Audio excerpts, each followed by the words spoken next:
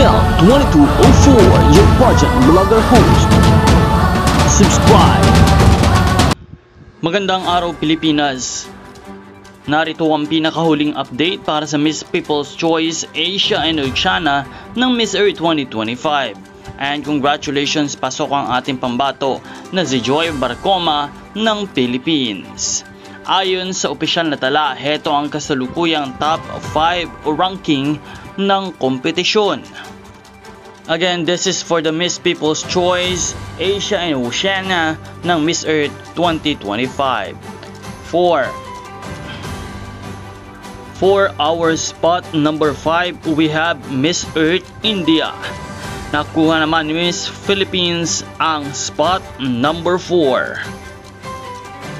Para naman sa ating top 3, we have Miss Earth Nepal. Number 2 spot, Miss Earth Northern Marianas. At number 1 nangunguna si Miss Earth Myanmar.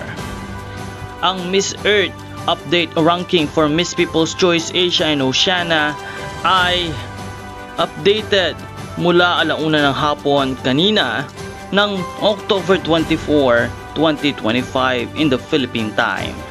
Of course, patuloy nating suportahan ang ating mga pambato sa Miss Earth 2025 dahil opisyal na mapapasama sa top 25 ng finals night ang mananalo sa Miss People's Choice and worldwide winning.